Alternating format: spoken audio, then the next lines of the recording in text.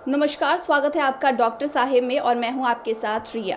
आज हम बात करने वाले हैं टॉन्सिल स्टोन के बारे में और इस पे बात करने के लिए हमारे साथ मौजूद है बिहार की जानी मानी ईएनटी स्पेशलिस्ट डॉक्टर रश्मि प्रसाद। ये पारस एचएमआरआई में कंसल्टेंट है, साथ ही हेड एंड नेक सर्जन भी है। तो सबसे पहले स्वागत है आपका मैम हमारे चैनल में।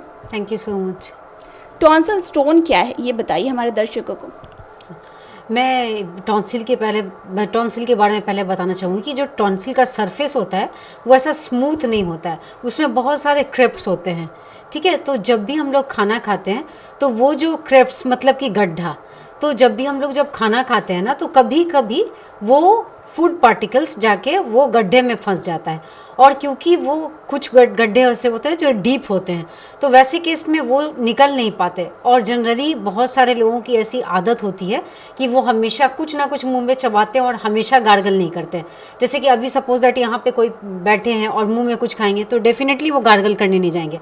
तो ये समस्या उन लोगों में ज़्यादा देखा जाता है क्योंकि वो जाके फूड पार्टिकल्स वो क्रेप्स में जाके अटक जाते हैं और फिर वो बाहर नहीं निकलते। फिर वो जो फूड पार्टिकल है धीरे धीरे वहाँ पे सड़ने लगता है और सड़ के अलग अलग रूप में आता है। कुछ लोग इसको टॉन्सिलर स्टोन बोलते हैं, कुछ लोग इसको केराटोसिस बोलते हैं, जिसमें कि अगर आप किसी पेशेंट का मुंह देखोगे तो वहाँ पे टॉन्सिल पे आपको सफ़ेद सफ़ेद पैच जैसा दिखेगा। और पेशेंट अभी जैसे कि ये जो टॉन्सिल स्टोन या केराटोसिस है, अभी बहुत सारी मैं कुछ बातें ऐसे बताना चाहती हूँ कि पेशेंट बहुत कंफ्यूज होते हैं और इस चीज़ को देख के वो एंटीबायोटिक्स लेना शुरू कर देते हैं।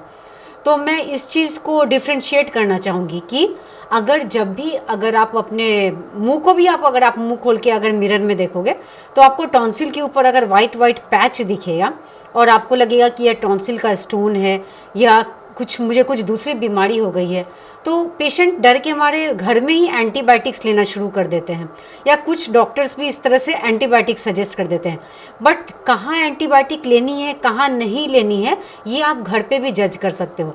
अगर आपने इस तरह की कोई भी वाइट पैच अपने टॉन्सिल पे देखा और अगर आपको फीवर नहीं है या गले में दर्द नहीं है, खाने को निगलने में किसी तरह की समस्या नहीं हो रही है, तो ऐसे केस में ये यानी तो टॉन्सिलर स्टोन हो सकते हैं या केराटोसिस हो सकते हैं, जिसमें आपको किसी तरह के पेन किलर और एंटीबायोटिक्स को लेने की ज़रूरत नहीं पड़ती है।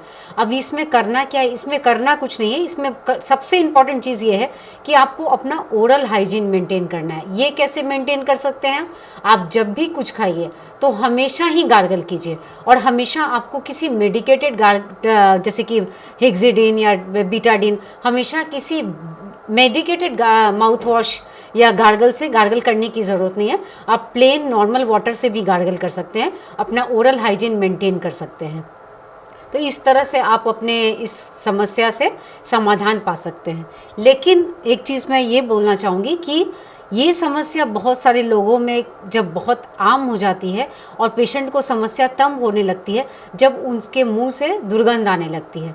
तब वैसे पेशेंट्स बहुत ज़्यादा परेशान हो जाते हैं कि मैडम ये बार बार हो जाता है, जब हम किसी से बात करते हैं तो हमारे मुंह से दुर्गंध आती है।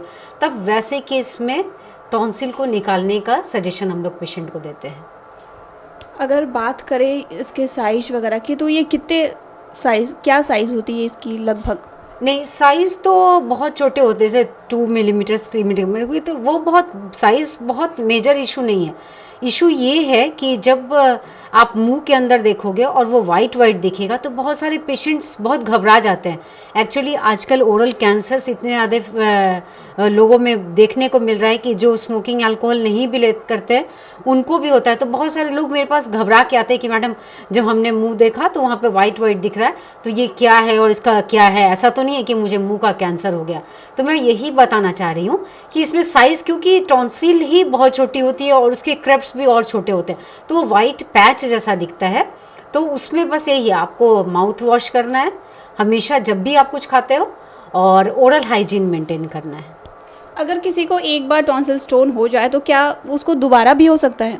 हाँ, बिल्कुल, जब एक बार टॉन्सिल स्टोन हो जाए तो दोबारा हो सकता है, क्योंकि जैसा मैंने आपको बताया ना, उसके कारण ये है कि टॉन्सिल की जो सरफेस होती है वो स्मूथ नहीं होती है, उसमें बहुत सारे क्रिप्ट्स होते हैं, तो उसमें फूड पार्टिकल्स का फंसना बहुत ही एक आम समस्या है। तो एक बार टॉन्सिल होने से, ये तो जैसे कि किडनी का स्टोन हो गया या गॉल ब्लैडर का स्टोन है, जैसे कि उसके भी क्या है, जैसे एक बार स्टोन हो गया तो ऐसे इस बात की गारंटी नहीं है कि आपको फिर ये फ्यूचर में कभी स्टोन होगा ही नहीं। हाँ, अभी आप चाहते हो कि उसका परमानेंट सॉल्यूशन चाहिए तो you can go for tonsillectomy, कि मतलब टॉन्सिल को ही निकाल दिया जाए। तो हम बात कर रहे थे टॉन्सिल स्टोन के बारे में। फिलहाल के लिए इतना ही। हमारे चैनल को सब्सक्राइब करें, फेसबुक पेज को लाइक करें।